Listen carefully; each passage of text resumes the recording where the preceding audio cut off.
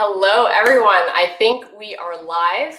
Happy Wednesday, happy good afternoon, good morning to some of you, good evening to some of you. So maybe to kick things off, it'd be great if the audience members could say a quick hello in the chat. Tell us where you're calling in from. We know it's all hours of the day for a lot of you. My name is Alia Mohammed. I am the co-founder and CEO of Open Igloo, a New York City startup that helps renters find good landlords. But before sort of taking the plunge into startup life, I was an investor with Trend Forward Capital, the host of today's 4th annual Forward Thinker Award. Trend Forward Capital is a venture capital firm. They invest in inspiring entrepreneurs from around the world.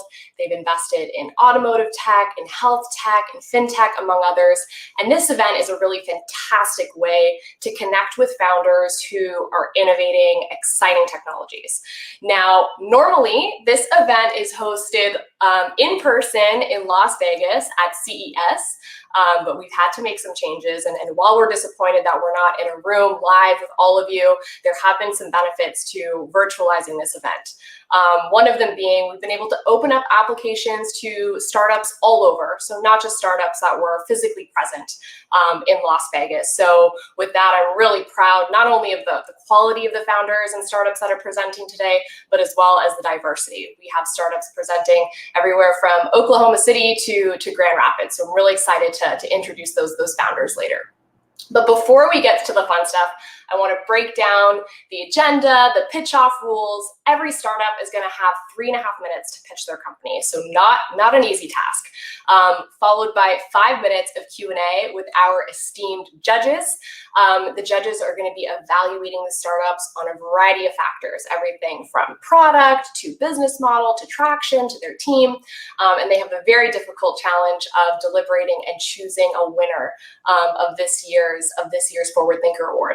Now, while that deliberation is happening, audience members are encouraged to join breakout rooms to meet the startup. So ask your questions, get to know the founders a little bit more, and then we're going to come back and we're going to announce the winner. So first prize is going to have a no strings attached $20,000 check.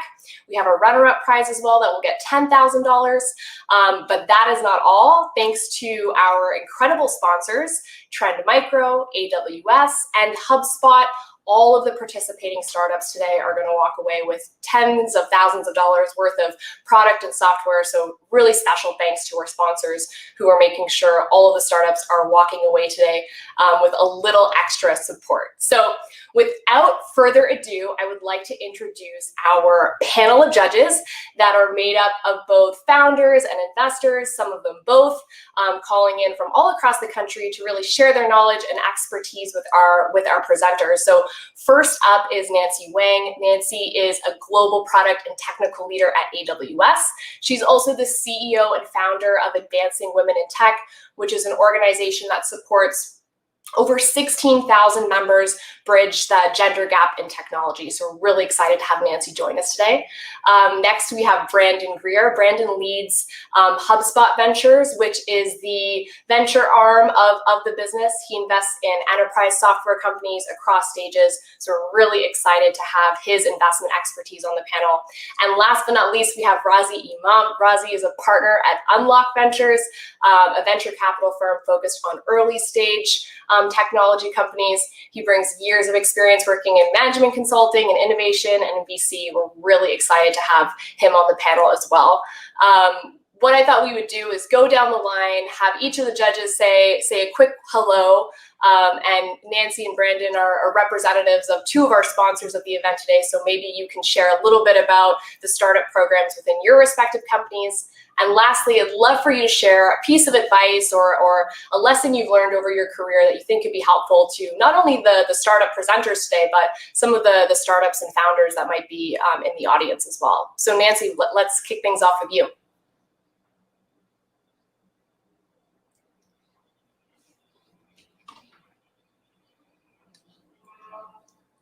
Oh, Nancy, I think you might be on mute.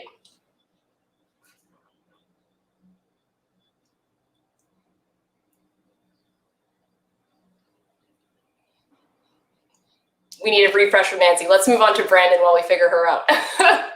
Awesome. Thanks, Alia. Hi, everyone. I cannot see you yet, but I assume you're there. It's nice to meet you. I'm Brandon Greer. I lead HubSpot Ventures. I'm a member of our corporate development team that houses partnerships, HubSpot Ventures, and M&A. I've been at HubSpot now for about 2.5 years, and HubSpot, just as background, is a Cambridge, Massachusetts, Boston-based software company. We've got about 100,000 customers now. We've recently crossed that threshold, and the company has grown to about $1 billion in revenue across products from marketing, automation, sales, and customer success. We've got a CRM that we give away for free that a lot of people know us for. And so the HubSpot for Startups division, which I work pretty closely with, is one of our go-to-market partnerships, working with startups, giving them a really high discount on our software. And we're excited to package up some of those same benefits for the folks participating today. So really exciting to be here, and looking forward to the pitches. One piece of advice, I think there is infinite advice out there, and I'm not sure I'm equipped to give the best advice, but I get pretty quantitative in my diligence oftentimes, and think that there is so much power in the story of why you're doing what you're doing. And so, frankly, I would say as you're pitching, as you are thinking about pitching your startup to other investors, never losing sight of the why behind what you're doing and sharing exactly why you are purpose-built to solve the problem you're solving. So a little qualitative and squishy, but I think it adds a lot to the overall narrative. Nice to meet you.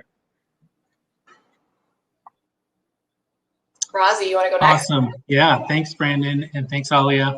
Hey, everyone. My name is Razi Imam. I'm a general partner at Unlock Ventures. We're a seed stage fund, really focused on investing in the West Coast. We do a lot of investments in Seattle and LA. So those of you out there, hey, reach out. We love investing in companies that are thinking about artificial intelligence in the way they build their products. So that's a really important piece of our thesis. We also have a labs that sits in Taiwan. So in case you're not quite ready to pitch at the seed stage or beyond, definitely think about us for labs as well. Really excited to partner with Trent and Jonathan here today. I think the one piece of advice I would probably share is it's probably somewhat similar to Brandon's, but a little different. I'd say, be ready to think outside the box, whether it's for building the company or raising money. Yes, there's a format and a process in venture, but you don't need to necessarily follow it. So be ready to think outside the box. Great advice, Nancy. Do you want to close things up? Sounds good. Can everybody hear me now? Yes. Perfect. Okay. Awesome. Well, it's one of the learnings from doing broadcasts during COVID. You gotta roll with the punches and make sure your mic is working. So welcome, everybody. My name is Nancy Wang. As Alia mentioned, I lead the data protection, privacy, security businesses for Amazon Web Services. We're super excited today to be a part of this startup competition. And one of the things I want to mention is for all the startup founders out there, there's the AWS Activate program. So there's not just credits, but also trainings, because, actually, I just spoke with a startup founder the other week who mentioned that they were migrating off of, Force.com onto AWS for the added elasticity and just customization that's possible. So, definitely check that out. And as Alia mentioned, in my free time, I lead an organization called Advancing Women in Technology. Part of, as International Women's Day was just this week on Monday, part of the challenge is if you look around in representation, and especially for, at the highest levels of tech leadership, we want it to be more diverse, right? We want there to be more different opinions and voices in the room. So however you want to join in and participate in our mission, welcome to do so. Check us out at Advancing Women in Advancing Women in Tech. We just rebranded to tech.org. So thanks, everybody. Awesome. Thank you so much, Nancy. Definitely important to have diversity in a lot of these presentations, and really happy with the work that you're doing. And we're excited to have female founders presenting at today's event. And that leads us into our first presentation. Really excited to introduce Kim from Vitaly.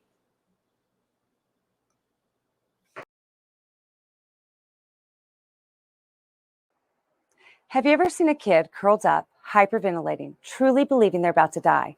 I have, because at 15, I was that kid. And for 7 years, I lived with a severe panic disorder until I met a doctor who taught me specific well-being skill sets that transformed my life. And while I'm grateful, I wish I would have been taught these skills earlier in school. So 20 years later, as an administrator and parent, I was on a mission to bring well-being education to our community. Well-being education is the application of behavioral sciences and neuroscience into the school setting to provide students with the knowledge and skill sets to improve their well-being and optimize performance. It is important because well-being education is a preventative, proactive approach to the global mental health crisis, which has been exacerbated by COVID. Hi, I'm Kim Anderson, CEO and co-founder of Vitally, and we aim to transcend the existing models of building well-being in youth.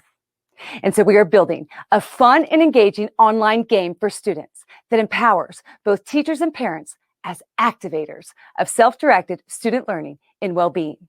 Because there's a system level problem.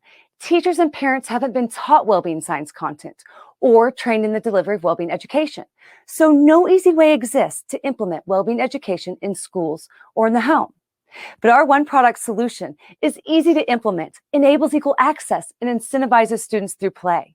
We connect students, teachers, and parents, have built-in well-being metrics to assess student learning outcomes and measure individual well-being. And we embed comprehensive curriculum, the kind that's backed by large-scale studies of over 700,000 students to show measurable improvement in student well-being. Implicit learning of well-being is intentionally designed throughout the game's narrative and XP.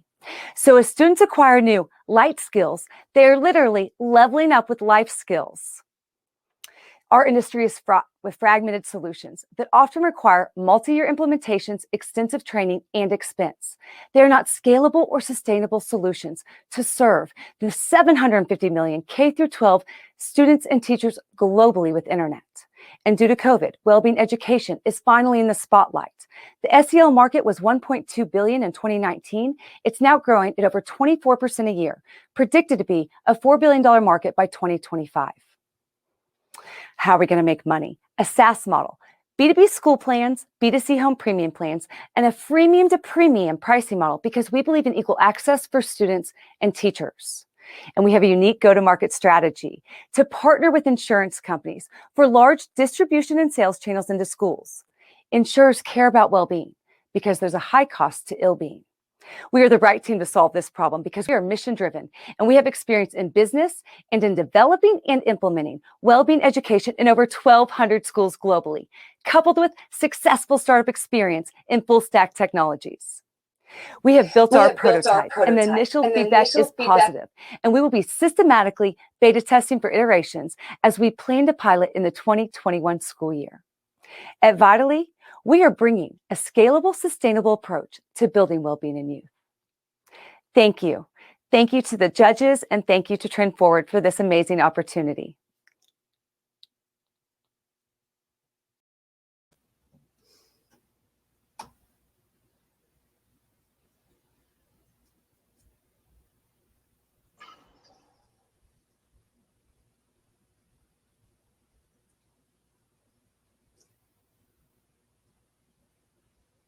Hello, can you hear us? Now I can hear you, yes. Yeah, I think we can just jump in right now. Yeah, Brendan, why don't you go first? With our first presentation, but well done and lovely to meet you. My first question is I was excited to see, well, it's a comment than a question. I was excited to see the partnerships you laid out, particularly around insurance companies. I was thinking this could be a really easy way to subsidize the cost.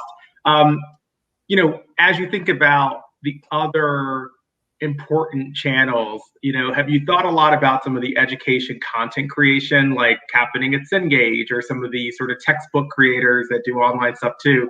You know, how does this sort of foot with the overall budget for health education and well-being education in general? So just to make sure I'm understanding you clearly, are you asking about the educational content and building that out, that component? Yeah, I'm curious how you're thinking about partnering potentially with those folks, or are they a direct competitor? How do you sort of think about them in your orbit? Well, so our product is not just applying educational content onto a digital format, because in wellbeing education, and this is one of the fundamental insights that a lot of ed tech and people in the well-being education market kind of lose sight of. There's actually a traditional subject matter, there's a bell curve for student learning and engagement, right? But research has shown in well-being education, it's an inverse curve. And so the causal factor in that is the teacher. So in well-being education, you have to start with the teachers. And so that's where the problem we're solving is the fact that teachers haven't been taught well-being science content or trained in the delivery. And so, I mean, originally when we started, we were looking at an LMS product and licensing that and, teaching teachers. And we did a 2-week beta test and realized that to get to the heart of this problem, we need to be activating them and be teaching the students through a game. And so incentivizing them in a real game environment that actually throughout the activities in the game, they are learning implicit learning of well-being as well. Does that? Yeah, that's helpful. Thank you. Well, same comments from me. Kim, thank you it was clear that the passion was in your voice. You described your personal journey. I love the fact that you started off with that. So it was very easy for me to connect with what inspired you to start this venture. My question is then, how have you thought about discovery? Right. So that's part of the go-to-market for your product. How would you imagine maybe parents, educators, or the children themselves to discover your product? Yeah, well, so currently we've built out our prototype and we have a really large network internationally and in the US of educators that we've worked with on our founding team. We have, International Positive Education Network. David serves on the Dubai Future Council for Future Education. So we have a lot of different teachers across the globe that we can reach out to help us with beta tests for iterations. And so the students kind of co-creating our product as, lean startup approach as we develop out those levels to make sure we're really getting that right product market fit for our users. And so in developing out our product, we'll be basically aligning those small groups of beta tests with parents, teachers, and students to the mini experiments that we'll be doing along the way. So that way we'll have our MVP built out to pilot. And so as far as, piloting, we want to partner with schools, probably 15 districts, maybe 5 large, 5 medium, 5 small, to do a pilot so that we can test our main hypothesis on the product. Hi, Kim. Great presentation. Love the space. Maybe 2 quick questions. You sort of touched upon it at the end of what Nancy asked you, but kind of where are you in terms of the development of the product? Where are you in terms of doing these pilots? Maybe give us a sense of sort of, where you are in the journey. Yeah, so, we had originally started out with a different product. Our MVP was different. It was actually LMS licensing model. And that's when we came across and really ran into some of the issues like culturally agnostic products. Teachers, they're overloaded in the classroom. And so the expectations for them to learn well-being science content can be very unrealistic on a global scale, on a mass scale for rollout. Some teachers are really excited about SEL and they have that time, but for larger scale rollout, we found through our beta test that wasn't the way to get to the heart of the problem. And so we have just completed, literally 2 weeks ago, our prototype of the middle school level 1 for our MVP. And it covers the topic of goal orientation. One of the learning outcomes in there, one of the topics is predicting obstacles. And so we've built out that prototype and then we're going to start iterate on that. We have the teacher and parent portal prototype built out as well. So we're really proud of it. And we've just brought on a game developer as of March 1. And so we're starting to ramp up our tech development team. And so we will have a team of 5 by August on the tech side. Awesome. Super helpful. Thank you. Thank you so much, Kim, for that energetic presentation and for the questions from our judges. And congratulations on all the progress. Super exciting to be growing the team and also be doing those iterations on an MVP. Really, really exciting. Next up, we have Thor from Snapshift.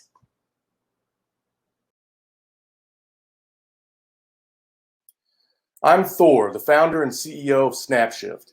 a staffing as a service marketplace for flexible staffing in food service and hospitality, a frictionless way to get qualified workers in the door and working. With 14 years in staffing and recruiting and over 2 decades in hospitality and food service, the broken labor model always gave us major heartburn. So we set out to build a reliable, on-demand labor solution that has the immediacy and consistency of Uber. Because there's a war for talent in this industry, driven by a drastically smaller labor pool and outdated recruiting tactics, with record high turnover, extremely low retention, and high replacement costs.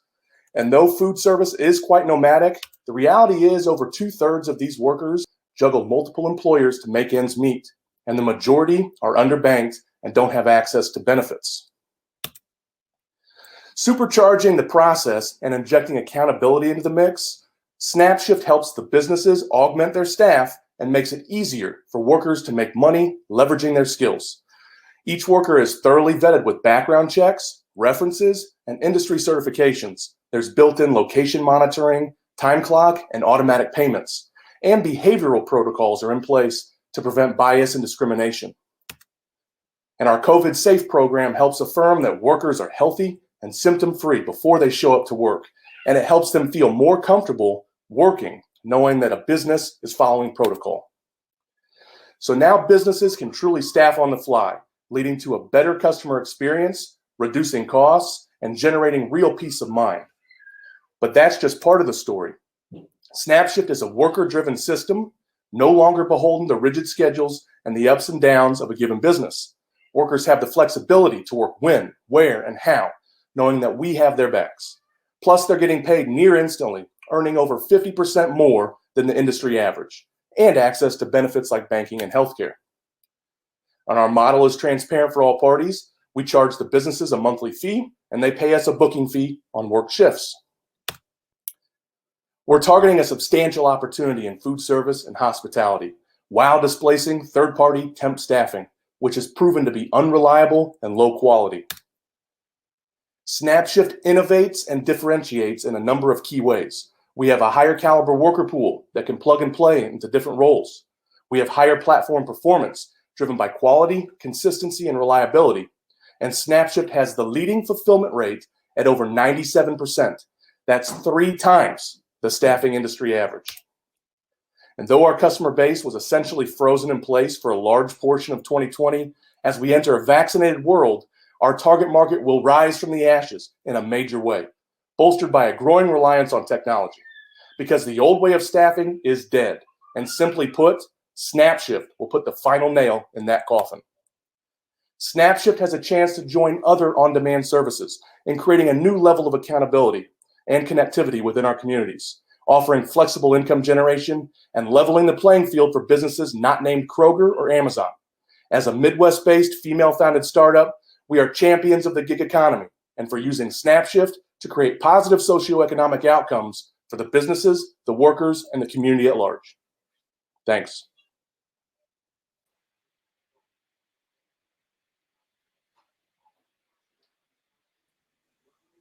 Great. Hi, Thor. Thanks for that presentation. Maybe just a few questions just so I understand. By the way, I love your name. Thank you. Cool name. Cool name. A couple questions just so I understand. Who do you view as your competitors? Is this a competitor to like Upwork? Is it a competitor to recruiting staffing agencies? I mean, I think I understand the model and why you're able to pay more because you're basically cutting out the agency and you're letting everybody kind of come on this platform. But maybe explain that a little bit more. That'd be helpful. Yeah, it's a great question. So when we look at it, you can basically silo it into 2 categories. One is the traditional temporary staffing agency model. And then, of course, the other side is more Uberized methods of, app-based, trying to get a worker on demand, that sort of thing. So we do have some competitors on the West Coast that are well-funded, such as Winolo would be an example.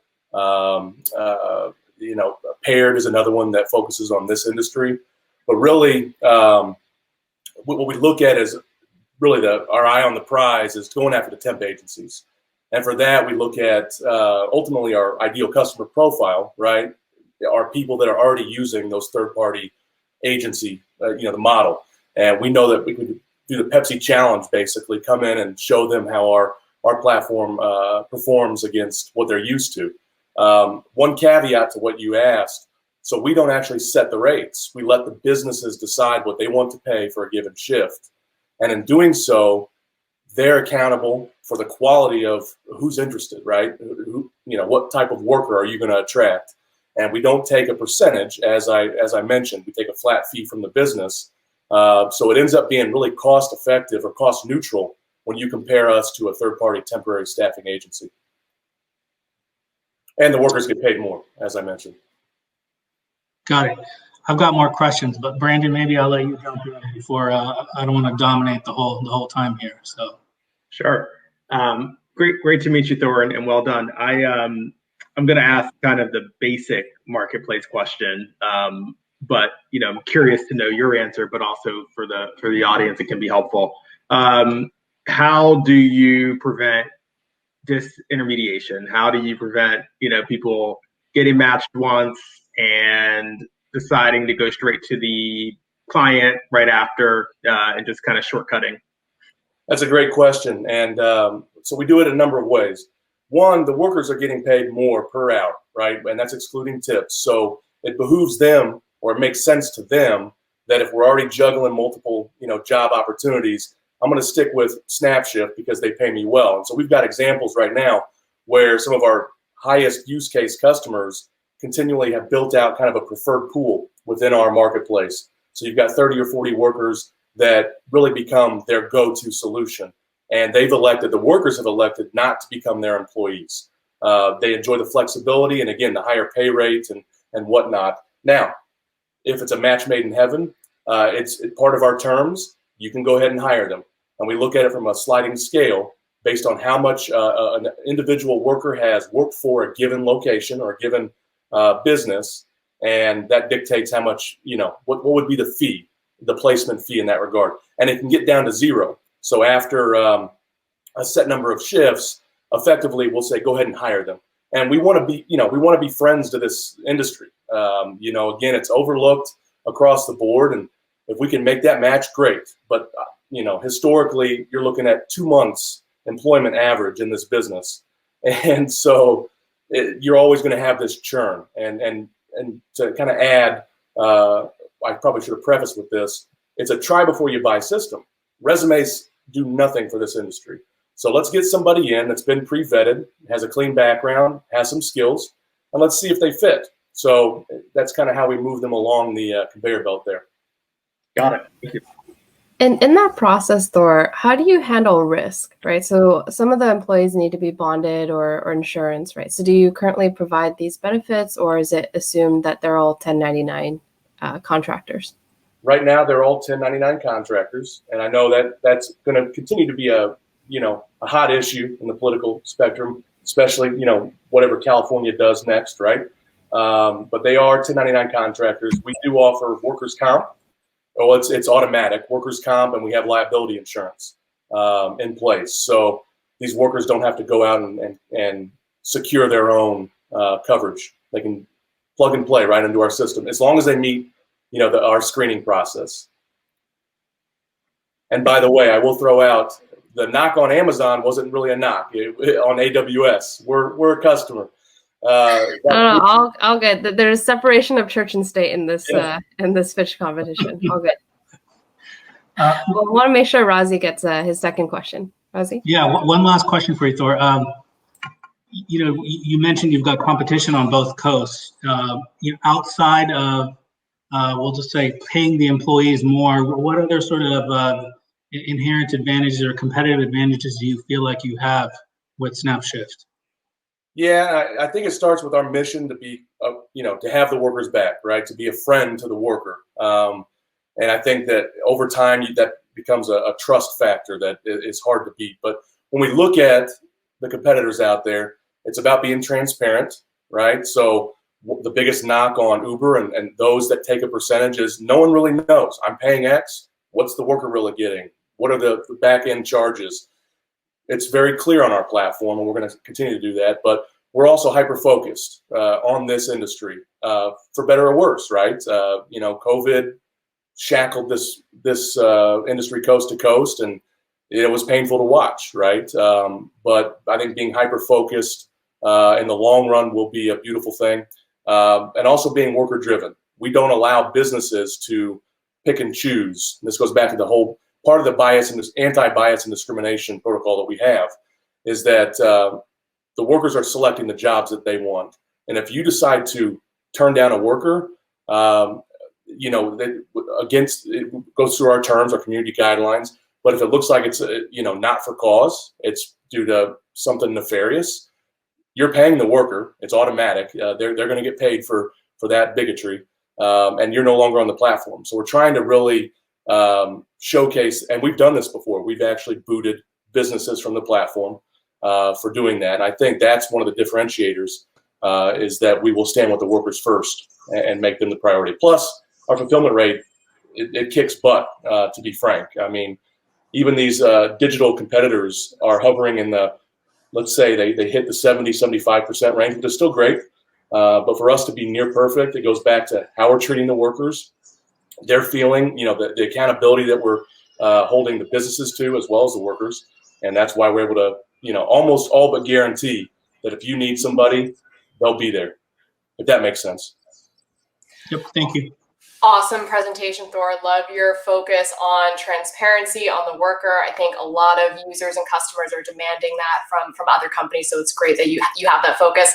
And as the audience can see, 3.5 minutes and just 5 minutes of Q&A is not nearly enough to dig into a lot of these details. So I thank the startups for trying to be brief. Next up, we have Kofi from Seshi.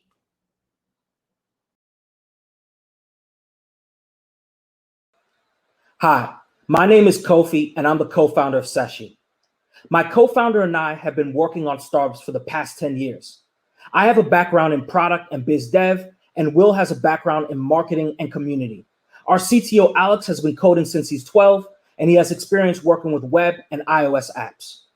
Our experiences with HR and people ops has made us realize the importance of company culture and building team camaraderie with regard to employee retention, as well as a business's bottom line. And that really informed us on how we built Seshi. So what a lot of people don't realize is that there was already a trend towards the remote workforce, even before COVID came along. In fact, there was a 44% growth. And what COVID really did was just accelerate the inevitable.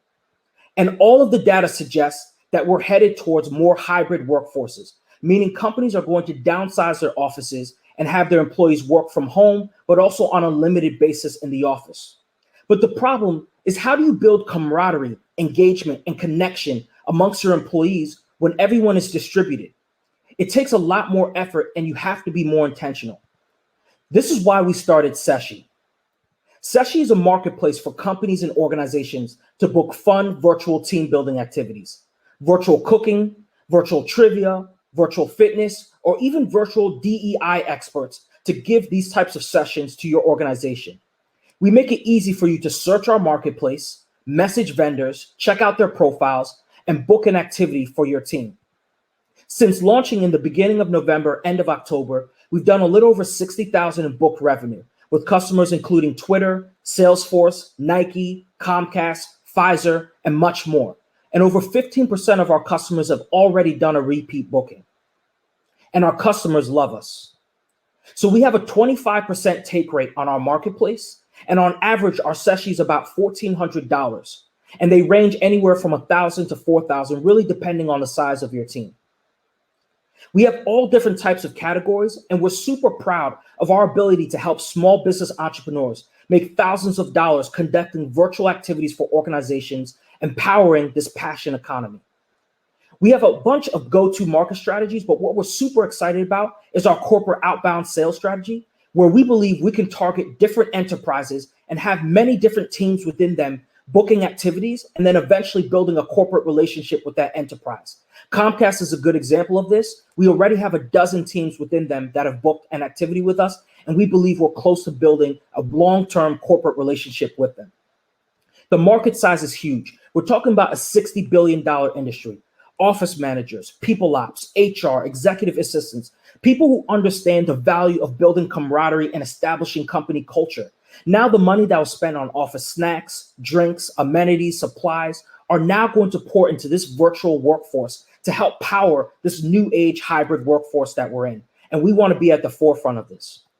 We want everyone to book a session. Session is just a play on the word session, and we see a global opportunity here. Thank you.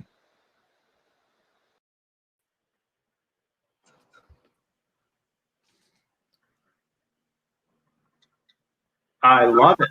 That was an awesome presentation, and congrats on all the traction so far. Can you hear me, by the way, Kofi? Oh yeah, I do. Nice to meet you. So I got kind of a twofold question, which is or two-part question. One is, how are you, to my question to Thor, going to think about rebooking, right? When there's a vendor to company relationship, and it's really the vendor doing the work in terms of putting on the event or whatever it is. You're a source of discoverability. How are you thinking about the rebooking? Second question is, how did you get to a 25% take rate on the event? Yeah, sure. So to answer your first question again about rebooking, when our customers come on, it's not like they want to do like a virtual cooking session every single time or even work with the same person, right?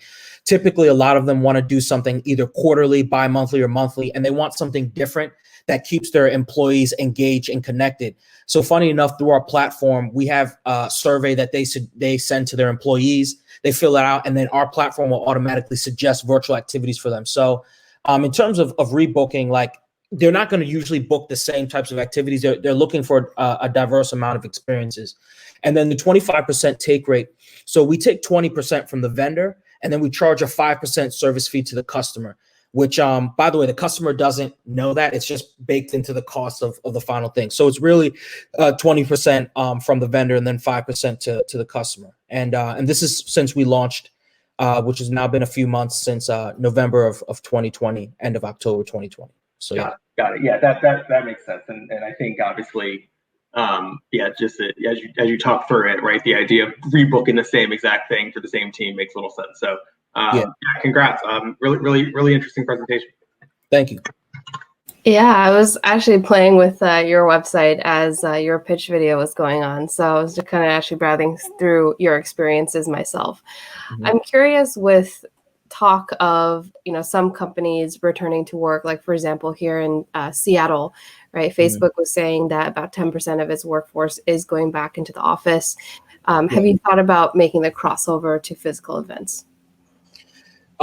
Truthfully, we'll evaluate everything, but the answer to that is no, and I'll tell you why. So I think what a lot of people don't realize is that these virtual experiences aren't better or worse than in person. It's just different, but it also allows for you to do a lot more.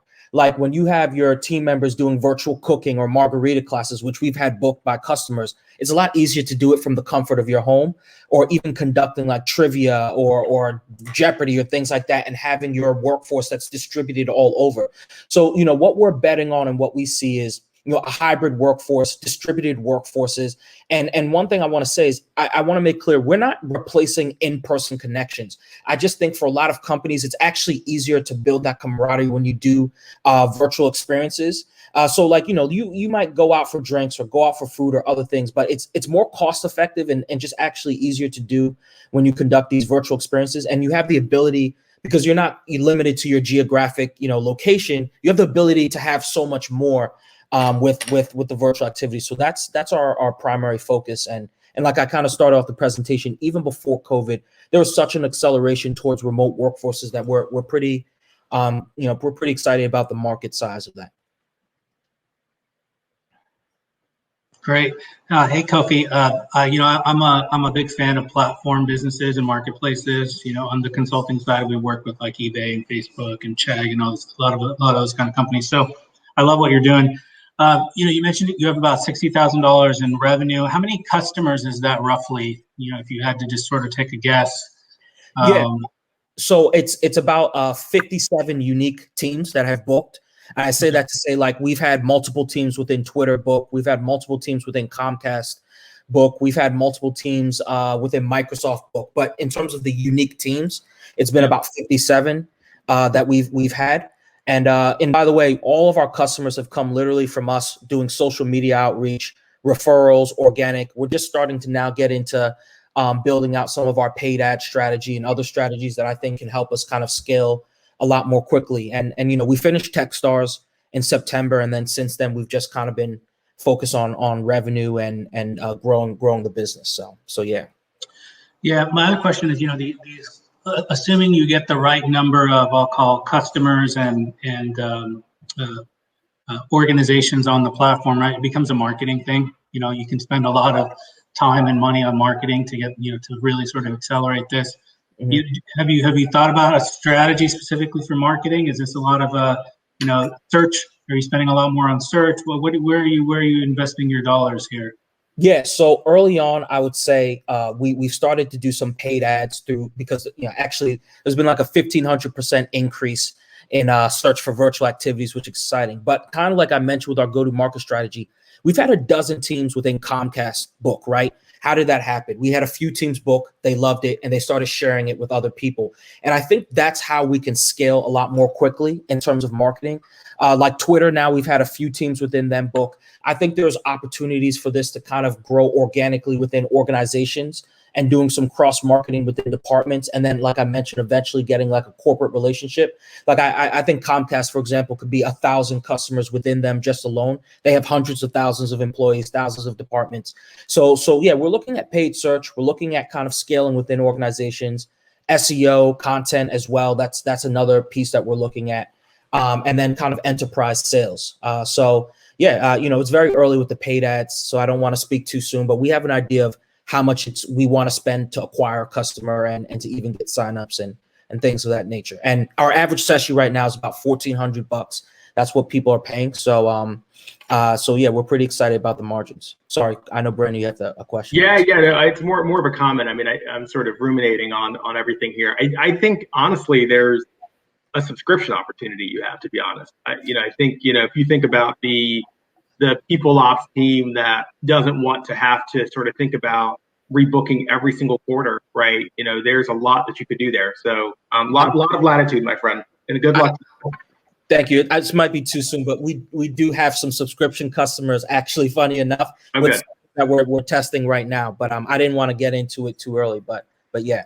Good stuff. Nice to meet you. Awesome presentation, Kofi. It sounds like you might have a few customers from the panel of judges here. Not an easy task to launch a startup and launch a product in the middle of a pandemic, but congratulations on all the progress. Last but not least, our last presenter is Katie from Clara.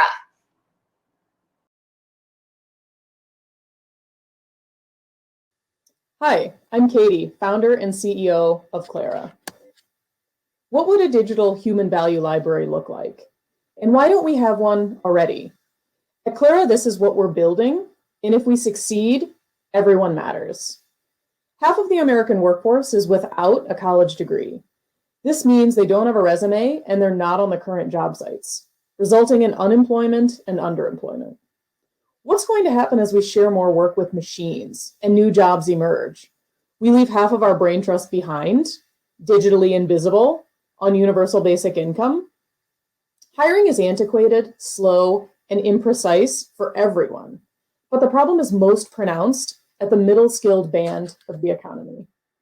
Betsy has worked as a CNA, an Instacart shopper, and a bartender. She has many competencies that could be put to use in a lot of different industries, but she's an example of middle skilled talent without a resume that's not on a job site. And there are 21 Lexis in the American workforce for every one of you. Chris has trouble finding drivers and warehouse managers for his small logistics company that delivers for Amazon and FedEx. These are typical roles in the middle skilled job sector, which still makes up the majority of the US economy. The talent he needs isn't on job sites, which means that his roles remain unfilled, trucks sit empty, and Chris loses money. There are 20 million companies that share this problem with Chris. Clara is a competency matching marketplace that connects people to work instantly based only on the things they can do. No job descriptions, no resumes, no cover letters, no assessments. Just create an account, select statements of things that you need or can do, type in text to customize, get matched by percentage, and contact the other side of the platform, all in about 4 minutes. We launched on 11/11/2020, Veterans Day, and to date there have been 34,000 matches on the platform. And these are a sample group of the workers who are online. We're pleased that it's a very diverse subsection of the American economy, and 71% of them have never been on a job site before. Employers are loving the efficiency as well. They're placing people faster and cutting about 65% off the sourcing time, in addition to increasing their diversity by 20%. Here's our progress in growing the business. And step 1 is putting unemployed Americans back to work in pandemic responsive industries. Step 2, more competencies, more industries, and more geographies. Step 3, help large enterprises map their competencies internally and change their external hiring practices. Step 4, predict the competencies that will be needed and the gaps. Step 5, world domination. We'd like to thank the judges for this opportunity. Come see our amazing team in the breakout room and ask us your questions.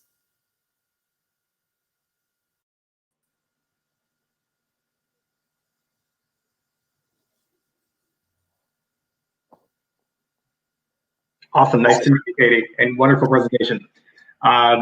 So, my first question is, or, I guess I might have room for only one, is how do you think about sort of the messaging, right?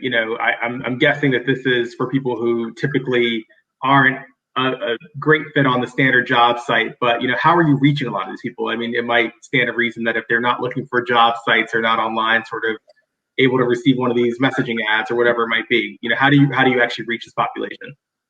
Yeah, this is a critical question, right? Because our ability to make money on the employer side rests on our ability to not only find, but quantify what this sort of invisible segment of the workforce can do. So it's going to be a mix of marketing, social media. Our VP of growth is amazing. He's had really good luck on Facebook. That's been our most productive channel on the worker side so far. And the message seems to be resonating with users on social media, which is no resume, no problem. Job sites have never worked for you. Now there's something that will work for you. Come and tell us what you can do. Don't worry about a cover letter or whether or not you have a degree. So that message is resonating. The fact that a lot of people are looking for work right now is also helping. And the other leg of the stool that's really important and unique for us, I think, is using network partners on the worker side. We're using them on the employer side as well. But in order to connect to some of these workers, we're going to be partnering with unemployment boards, state workforce offices, Hire Our Heroes, Immigrant Policy Institute. My background is in workforce development. I spent 7 years at a 501c3 that did workforce nationally. And so I have a lot of partner organizations, including community colleges and frontline CBOs that can easily just put us on their website or connect us to, 10,000 users that they already have access to. Awesome. Yeah, and the only other detail I was going to call out is on your revenue slide, you had mentioned 85K in revenue, but also 25K in MRR. Those don't reconcile. I'm just curious how you think about, are they different streams of revenue? Yeah, they are different streams. And, we launched in November. It sometimes takes software a long time to make money. So we hit the ground running to offer value and capture some of that value with whatever we could book. So the contracts were a lot of different sizes to start. There's a marketplace revenue stream that are these smaller businesses paying monthly subscription. Then there are also these custom contracts, which are different t-shirt sizes. Some are 20 grand, some are 60 grand. We have a couple that'll be 100 grand. And so that was kind of to date, what have we booked across all the different sort of products? And then in March, what's the recurring revenue going to start looking like? So awesome. Yeah. And Katie, as you target the workforce, right, segment that may not have degrees or formalized training, are you incorporating some sort of, let's say, reference check system just to make sure that we have, at least some semblance of historical work track record with them? So the short answer to that question is no. We're also not formally assessing them at all on the platform. So, one of our main hypotheses is that the efficiency gained by matching talent to companies in 4 minutes as opposed to 3 months is worth taking some of that risk on both sides of the platform. The competency library and the science that went into building that also is designed in such a way that the statements are very detailed and we can capture pretty accurately what someone can actually do based on their previous experience. So that's sort of part of the secret sauce methodology as well. We are collecting feedback, higher touch email and direct feedback from employers and workers initially. So employers will tell us, hey, we took these people off the platform, interviewed them, these weren't a good fit, and this was why. We're feeding that back in. There will also be platform feedback built in so that companies can let us know, if the matching is not as strong in some areas, maybe we need to adjust the verbs and the competencies for specific roles or industries. So we'll be capturing all that feedback, but no, we're not assessing or validating on the platform right now. Thank you for sharing. Thanks. Hey, Katie, feels like, we just watched Thor on Snapshift. It feels like maybe you guys should get together. Maybe there's some synergies there. Collaboration instead of competition. I don't know, just mentioning. But my question for you is, so it sounds like you've got some interesting traction. You've got looks like some line of sight to MRR. Where do you go from here? How are you thinking about use of funds or investment? Is it go to market? Is it adding people to the platform? Tell me a little bit about that. Yeah, How do you scale this thing to really, really flow? Mm-hmm. Yeah, and we're raising our pre-seed right now. So our team is awesome. We have 8 people. So raising a round right now, it's a little over half subscribed. And that's really the primary barrier to blowing up. So our marketing spend proved incredibly productive. Our CPA was at $1.90 to get a worker online. The industry average is about $25. So, if we had 20 grand just to spend on marketing, we could have 10,000 workers online in a month. So the capital raise is really going to turbocharge the marketplace. The other interesting thing to mention that makes this unique as a platform or marketplace is we can offer this value to enterprises right now, in addition to building the marketplace. So we've got sort of marketplace revenue on one side. Takes a while to build those to critical mass, get enough workers, make sure workers and employers match. But we can also sell these bigger contracts to large enterprises, which offsets the cost of building the marketplace and gives us a ton of data from these big enterprises that's sort of divorced from the marketplace altogether. So those are sort of the 2 prongs of growing really fast and getting the data we need to train the engines. And then marketplace feeds the enterprise contracts feed the efficiency of the marketplace. And so that's the flywheel we hope to start. So once we get this capital in, marketing it on the marketplace side and delivering on these big enterprise contracts, we should be off to the races. Awesome. Thanks. Awesome presentation, Katie. Love the slogan, no resume, no problem. Definitely a big future in the space. That concludes the last presentation. Now the judges have the very difficult challenge of picking a winner, but also a runner-up winner. So as a reminder, first place is walking away with a $20,000 check, second place, $10,000. So while the judges are deliberating, audience members, please take this as an opportunity to go meet with the startups, go into various breakout rooms, ask your questions, get to know them a little bit better, and we will circle back here in the next 15-20 minutes to announce those winners.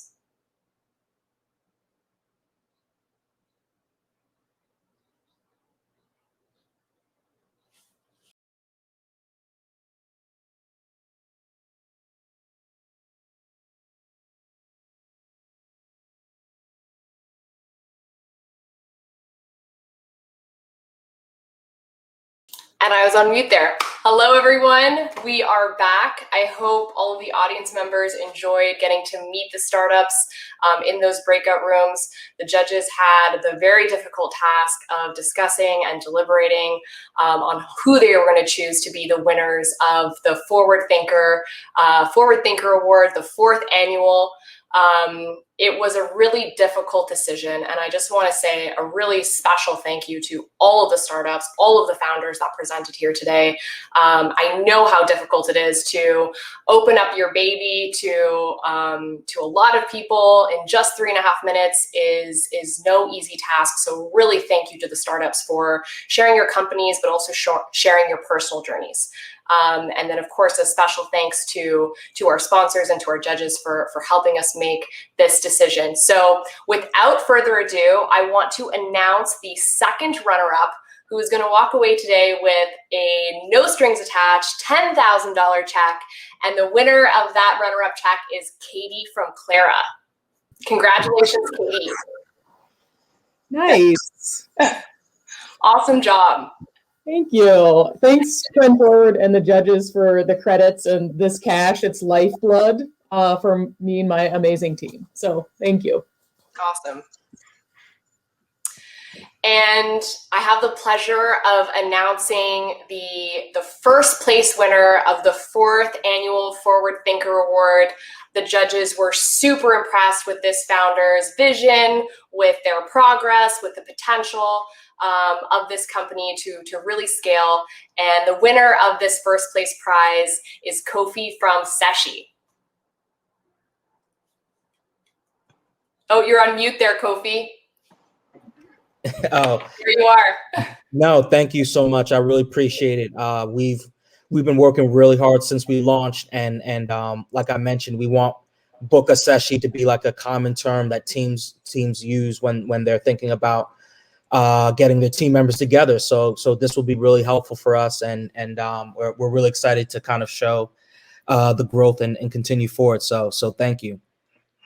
Awesome. Congratulations to all of the participating startups today. Everyone noticed that all of these startups are very young, a lot of them launching in the middle of a pandemic. So building a product, building a team, getting off the ground in these types of market conditions is no easy feat. So big congratulations to all the startups. Big thank you to our judges and our sponsors. And like I said last year, the last year I was in Las Vegas, we will see you again next year for the 5th annual Forward Thinker Award. The medium will be to be determined, but thank you to all the audience members for joining us here today, and have a great rest of your day.